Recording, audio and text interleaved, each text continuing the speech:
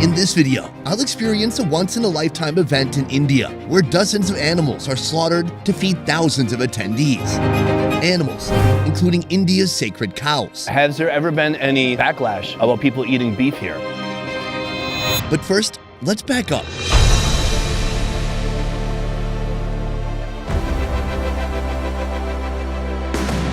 In our last video, we entered the state of Nagaland in India's northeastern region. Here, you'll find a culture completely different from mainland India, especially when it comes to what they're willing to eat, which it turns out is pretty much anything. So somebody hunted a leopard, killed it, and you ate it? Yes, we do. Holy cow. Aside from differences in diet, folks in this region are also overwhelmingly Christian. Some 125 years ago, we have been converted into Christianity, which is everlasting salvation for the people of Konoma. In the coming days, I'll document this secluded mountain village as they spend days preparing cauldrons of meat, all culminating in one spectacular feast. And it all starts here. 12 miles west of Kohima, resting amidst the foothills of the Japfu mountain range under a persistent blanket of fog, you'll find the serene village of Konoma. But today, their usual tranquil life is being upended.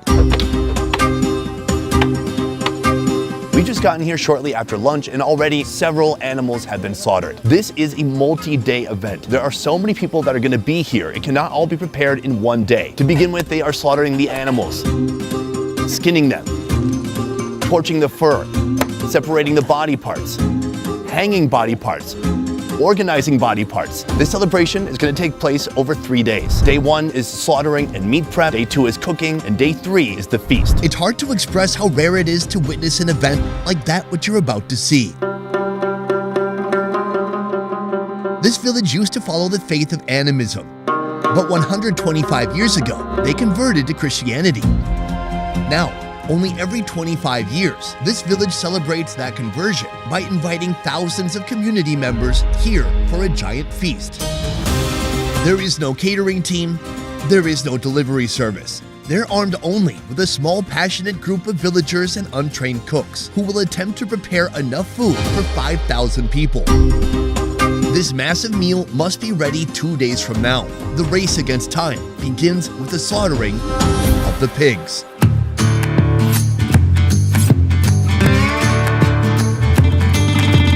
Now, if we learned anything from our previous video, it's that here in Nagaland, when it comes to protein, anything goes.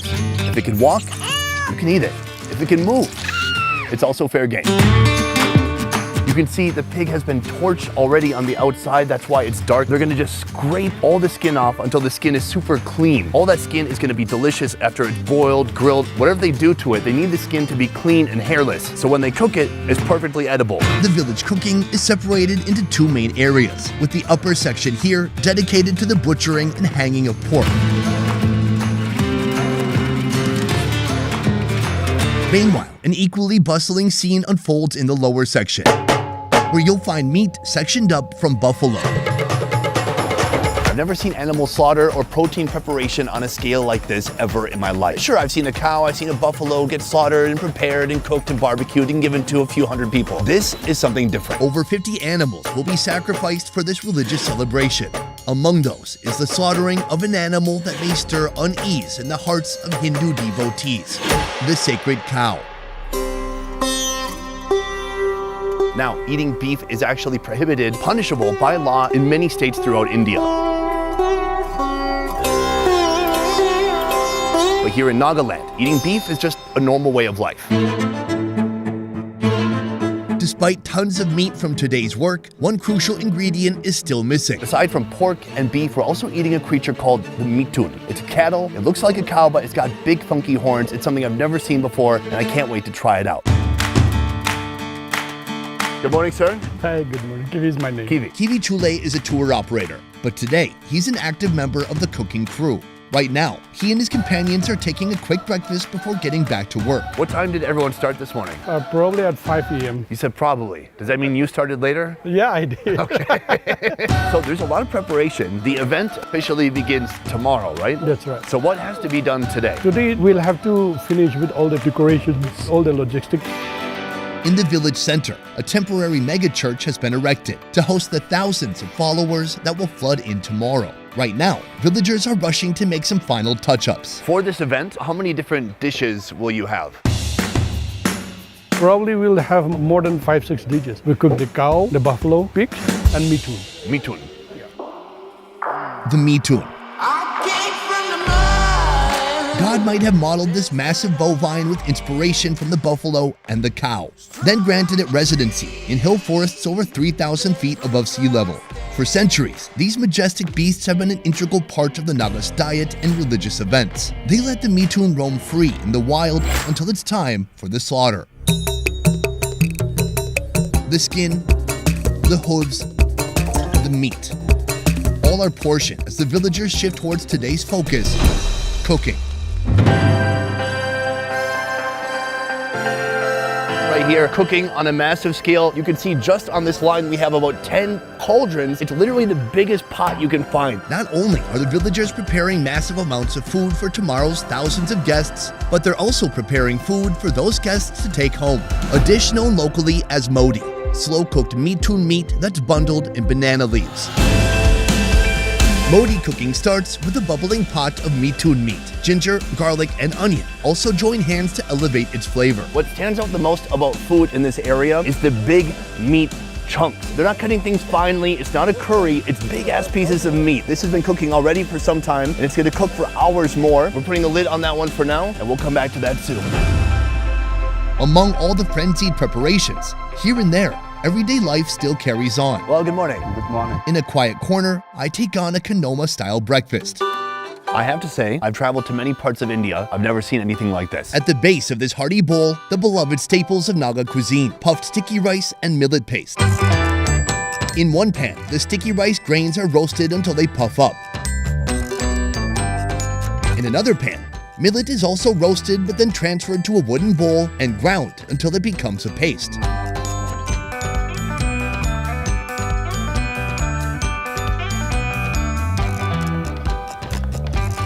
I love the texture, super crunchy, but the brown part, I don't know what to make of that. It's kind of earthy, it sticks to your mouth, it tastes toasted. It's an interesting texture. What do you like about this brownish black part here? Of course, it tastes good. Okay, fair enough.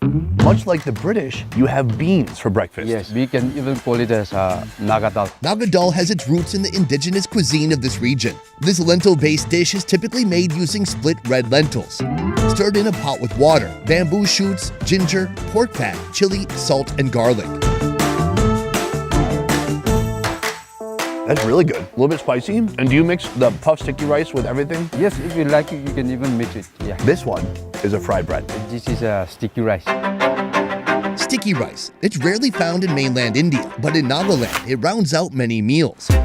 Right now, these sticky rice grains are being ground into a flour. Then they'll be kneaded with water to form a dough.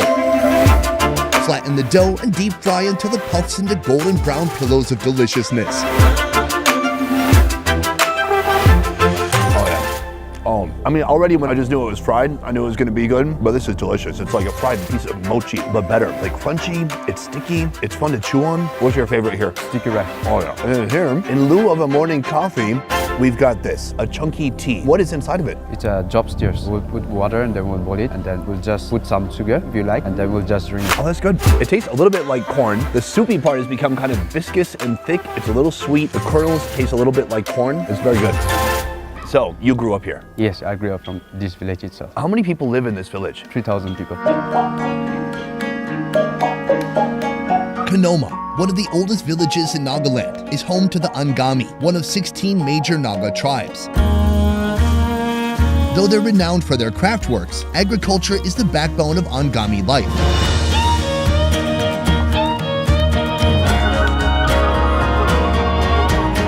The villagers abandoned their old hunting and logging practices 2 decades ago as a commitment to preserving nature. Yet the biggest change to life here took place 125 years ago, in 1897, with the arrival of Christianity. The belief system here changing from animism to Christianity, how do you think that affected the culture here or the way people grew up? In those days, Konoma villagers will go and attack another village. They were headhunters. So during those days, people who can hunt or who can gut another's head is called a great warrior.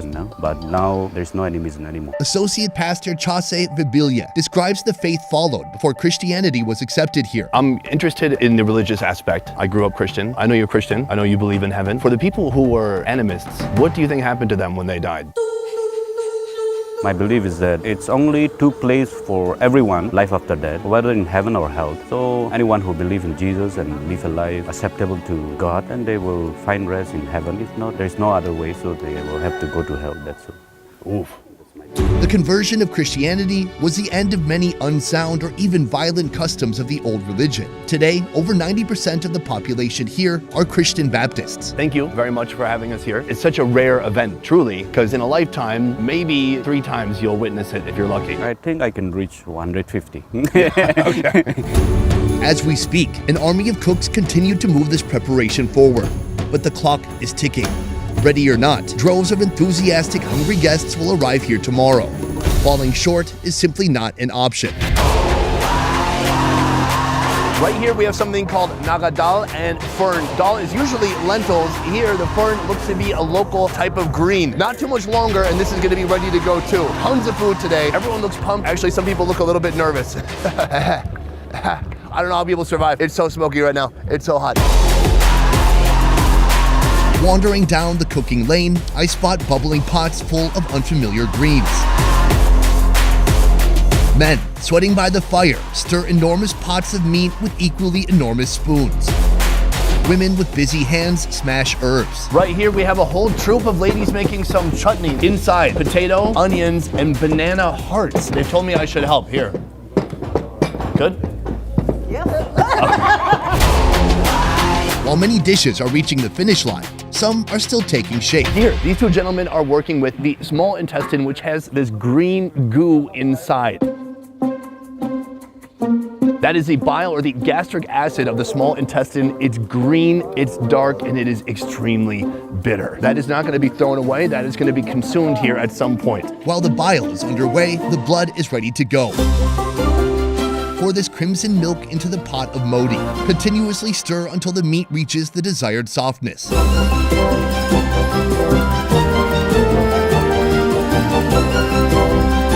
Then the modi is put to rest, waiting to be handed out tomorrow. The cooking crew also rests for lunch, recharging for the long day.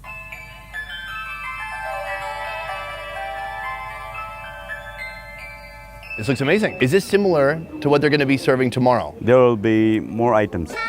This is a beautiful plate. It's colorful. It's all local. What's this right here? This we call in Gakri in our village, in our dialect. Tasty, simple, boiled greens. And then here, this looks like pork. That's like a big fatty piece of pork.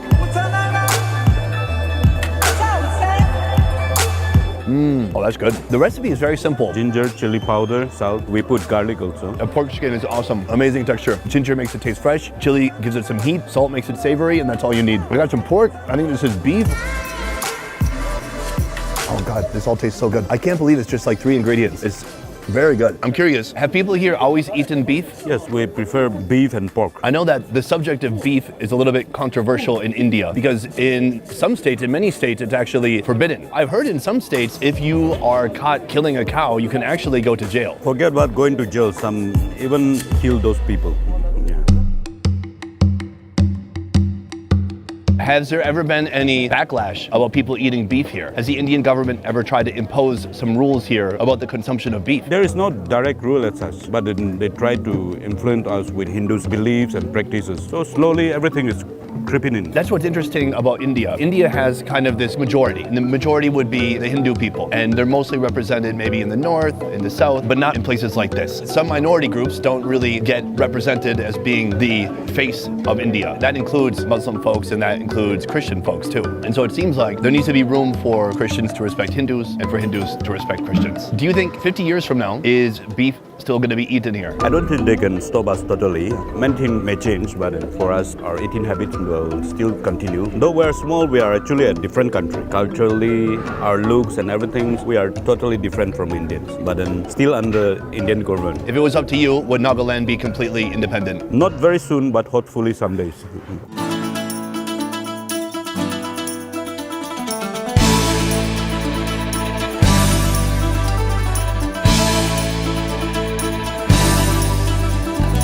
Months of preparation and days of hard work and cooking have finally led up to this moment. The event is happening today. Behind me, you can see this impromptu church built ready to hold thousands of people. Guests are funneling in. It's actually a little bit tough because the roads here are very narrow. They're singing.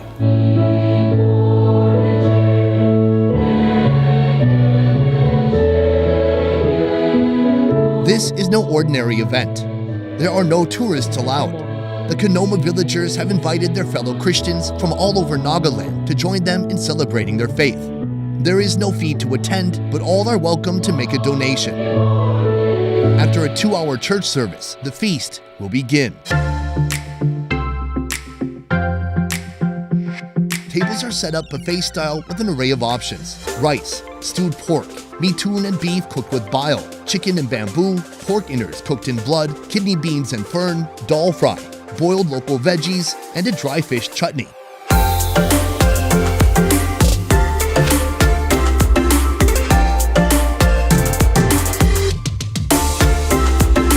At last, it is time to feast. This tiny village of about 3,000 has basically doubled in population as hundreds and hundreds of people have poured into here, and it's very organized. I'm so impressed that we are just in the middle of nowhere here in the countryside, and they've got walkie-talkies. They got like Secret Service putting their finger on their ear saying, hey, we're low on mashed potatoes and stovetop stuffing. They're constantly refilling the food. There's lines of people patiently waiting, scooping up whatever they want, as much protein, rice, veggies as they want. Here, let's do a quick tour of the plate. Let's start with a piece of pork. Now, the seasonings are so simple and straightforward. Ginger, chili powder, and salt. Let's try it out.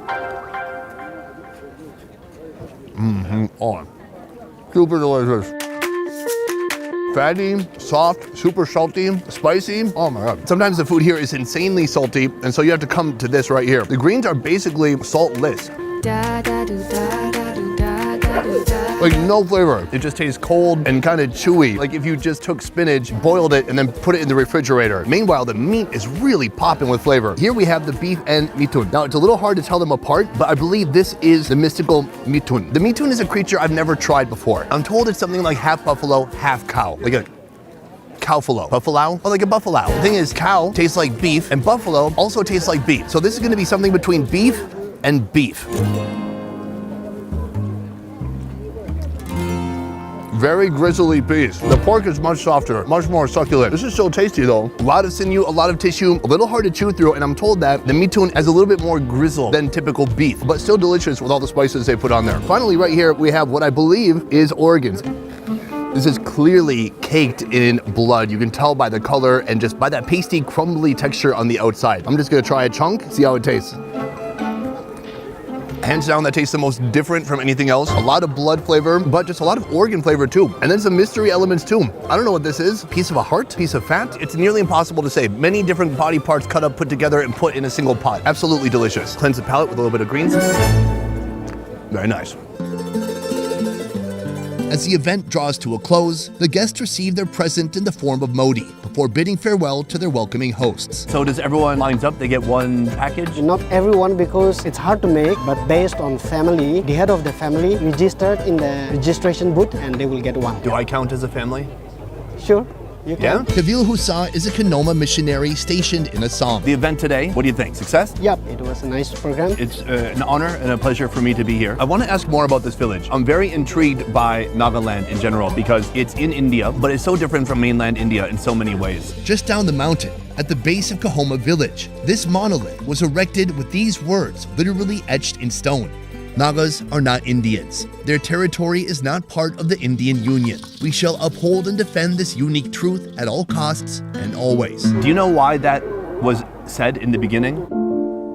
So when the Britishers left, our grandfathers, our forefathers, they want to be independent. They don't want to fall under India, and so they started the movement, the Naga movement. They said that we are different. We have an identity that we are not the Indians. Is it just different, or do you think Nagaland should not be part of India? We are as geographically very outskirts and not part of mainland India. One thing that holds us together is through financial assistance. We solely depend on the government of India. So if they're helping Nagaland, why would you want to be apart from them? As I've said before, the way we look are different, the way we dress are different, the way we eat, the way we talk, everything is different. And so if we go to mainland India, sometimes they discriminate us as Chinese, as Japanese or whatever. They themselves did not claim us as one of them. And so we don't feel we are Indian. That sounds really challenging. You know, I've been to a lot of big countries now. India is huge, China is huge, and they have very different cultures, ancient cultures, depending on where you go. For my country, it's very different because we don't have all these ancient cultures, and you go from the west coast to the east coast, north, south, it's all pretty similar. But in a place like Nagaland within India, it feels like a completely different world. I've learned so much being here. It's a new place, it's a fascinating place. The people have been very kind. The food is delicious and unique, and I think there's no other place like it, that's for sure. Thank you, thank you.